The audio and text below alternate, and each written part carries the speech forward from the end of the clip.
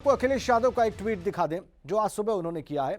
उन्होंने लिखा है, अपनी जमीन की खातिर हम माटी में जा लिपटेंगे, वो क्या हमसे निपटेंगे। हैशटैग नहीं चाहिए भाजपा। ये अखिलेश यादव का ट्वीट। जाहिर सी बात है, कल और आज के घटनाक्रम को देखते हुए अपनी भावनाएं उन्होंने ऐसे व्यक्त की हैं, अपनी जमीन की खातिर हम माटी में जा लिपटेंगे, वो क्या हमसे निपटेंगे। तो सरकार को इस तरह से घेरा है उन्होंने, भारतीय जनता पार्टी को इस तरह से घेरा है और राजनीतिक आक्रमण अपने अंदाज में, थोड़ा सा पॉलिटिकल अंदाज में, शाराना अंदाज में।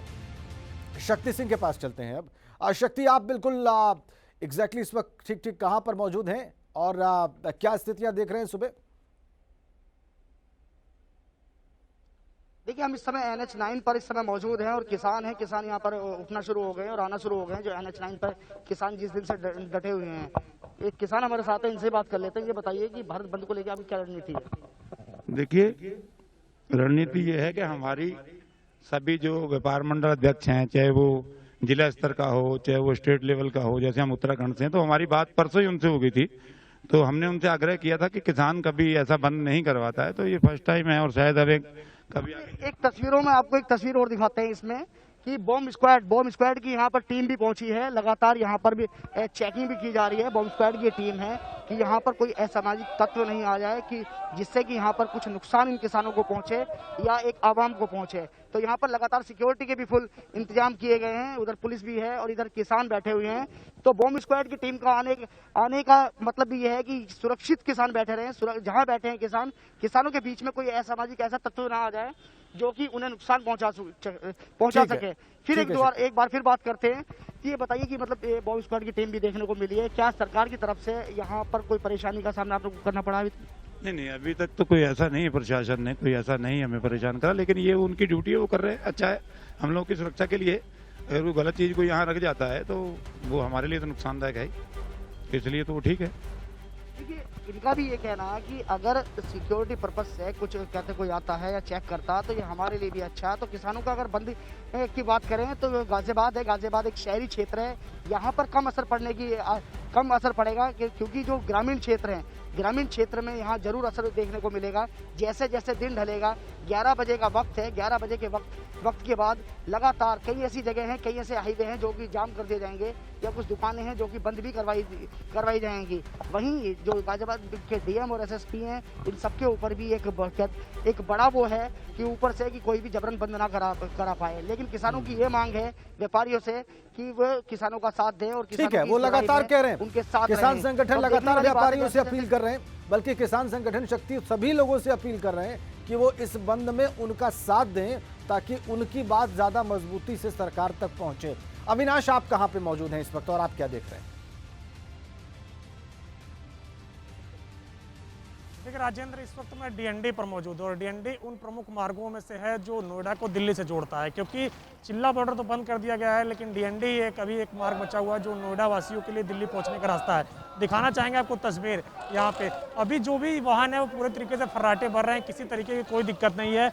नोएडा पुलिस की कुछ फोर्सेस भी डिप्लॉयमेंट की गई है क्योंकि ऐसी आशंका है कि नोएडा को दिल्ली से जोड़ने के लिए यही एकमात्र खुला रास्ता बचा हुआ है, तो इसको बंद कराने की कोशिश की जा सकती है।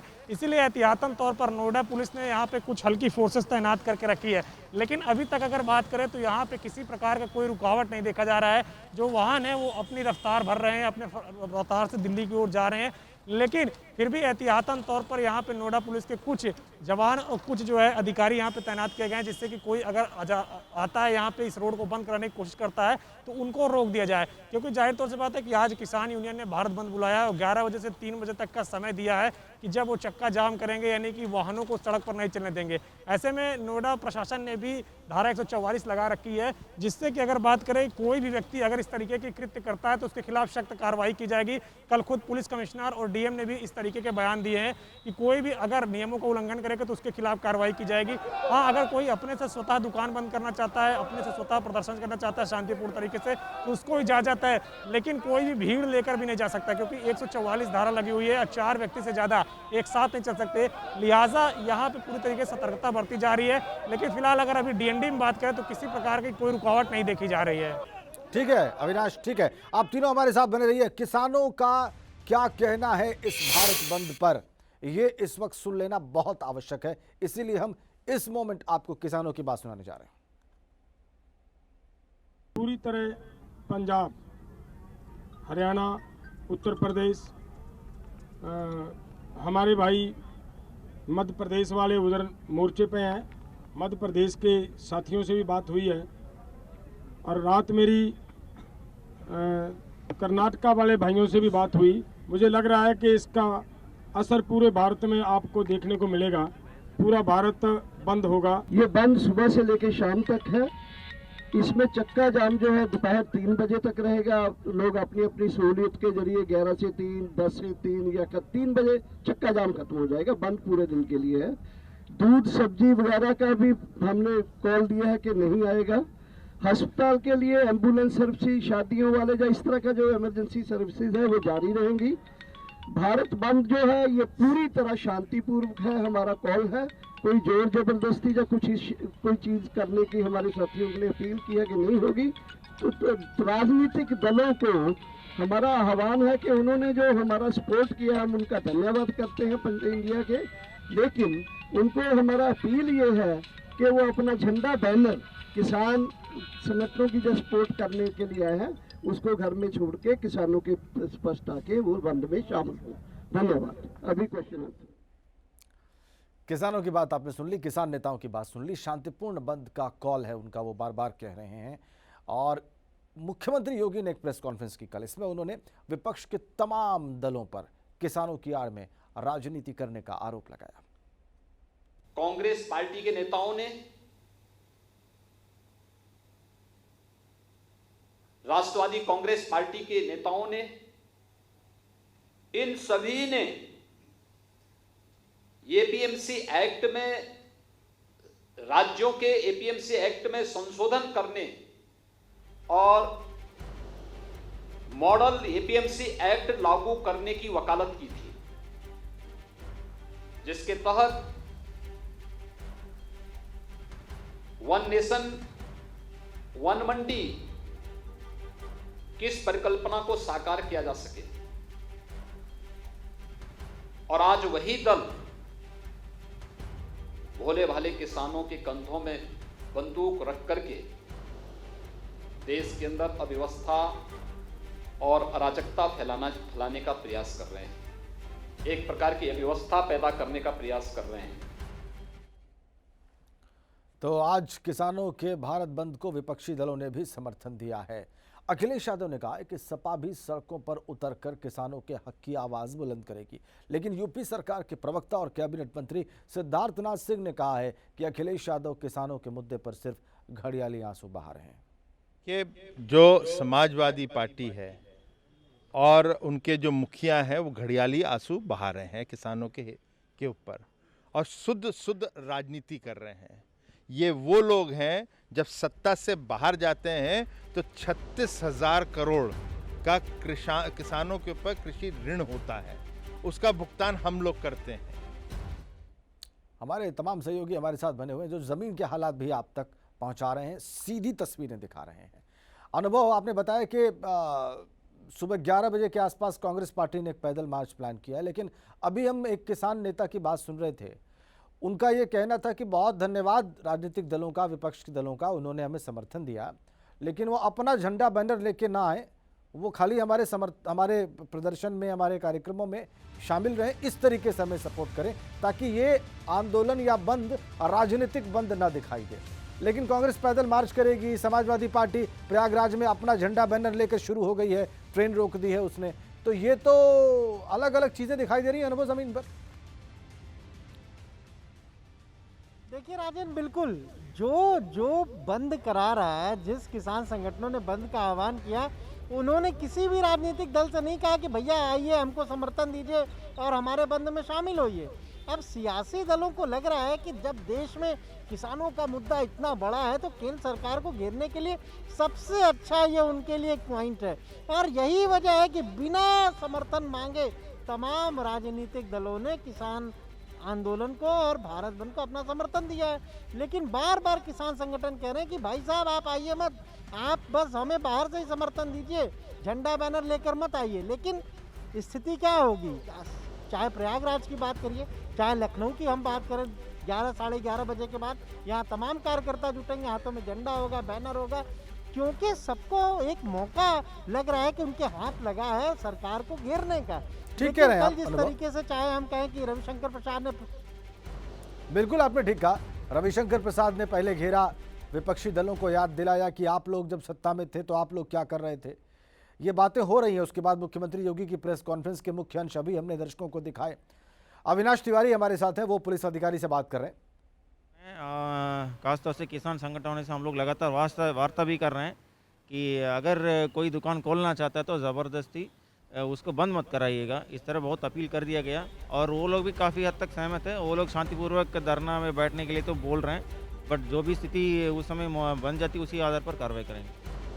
ये नोएडा के डीसीपी कुमार राजेश हैं और एक बार डीएनडी की मैं तैयारियां दिखाना चाहूँगा। यहाँ पे जो फोर्सेस का डिप्लॉयमेंट है वो भी किया जा रहा है, क्योंकि जिस तरीके से डीसीपी ने खुद बताया कि कई सारे किसान संगठन हैं जिन्होंने कहा है कि वो डीएनडी को बंद करने की कोशिश करेंगे और यही एकमात्र अगर कहें तो मुख्य रास्ता अभी बचा हुआ है जो दिल्ली से नोएडा को जोड़ रहा है और यही कारण है यहाँ पे भी फोर्सेस का डिप्लॉयमेंट कर दिया गया। अभी फिलहाल यहाँ पे ट्रैफिक सुचारू रूप से चल रहा है, लेकिन जिस तरीके से किसानों ने 11 बजे से आह्वान किया कि 11 बजे से लेकर 3 बजे तक वो चक्का जाम करेंगे, तो देखने वाली बात ऐसे में महत्वपूर्ण होगी कि नोएडा डीसीपी भी जैसे कह रहे हैं कि उन्होंने तैयारियां पूरी कर रखी है, तो क्या किसान अपने मकसद में कामयाब होते हैं या फिर जिस तरीके से पुलिस प्रशासन कह रहे हैं कि उन्होंने लगातार बातचीत की किसान संगठनों से भी और किसी भी तरीके की कोई गलत कार्रवाई करने से उनको रोकने के लिए पूरी तरीके से तैयार हैं। जी ठीक है।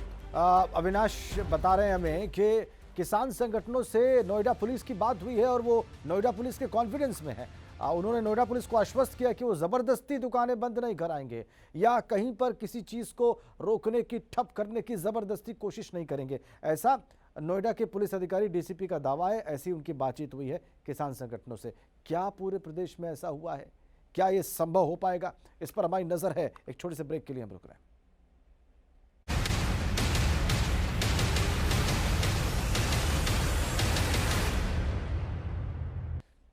आज भारत बंद का आह्वान किया है किसान संगठनों ने और इसीलिए हम आपको जमीन के हालात सीधा पहुंचा रहे हैं, दिखा रहे हैं और हमारे संवाददाता लगातार हमारे साथ सीधा कनेक्ट हैं अलग अलग लोकेशन से।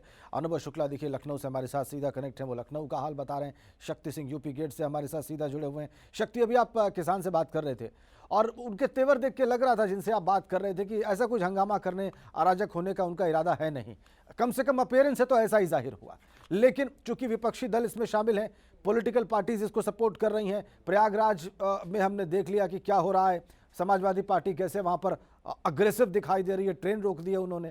तो बहुत मुमकिन है कि विपक्षी दल ये गाजियाबाद में भी करने की कोशिश करें या किसानों का ही एक धड़ा ऐसा करने की कोशिश करें। तो कैसे निपटेगा प्रशासन उससे, शक्ति? देखिए, प्रशासन तो पूरी तरीके से तैयार है। अगर हम पॉलिटिकल पार्टियों की बात करें तो उत्तर प्रदेश में जो सबसे बड़ी पार्टी है वह सब क्या विपक्ष की पार्टी में सपा आती है, बसपा आती है और कांग्रेस आती है। ये तीनों पार्टी ये समर्थन में है किसानों के। अगर बात की जाए पॉलिटिकल पार्टी, लगातार पॉलिटिकल पार्टी के लोग यहाँ पर किसानों से आते रहते हैं और बीच बीच में मिलते रहते हैं और बातचीत भी करते रहते हैं। और बात करने की अगर बात करें हम किसानों के असर की बात, तो असर 11 बजे के बाद ही दिखना शुरू होगा।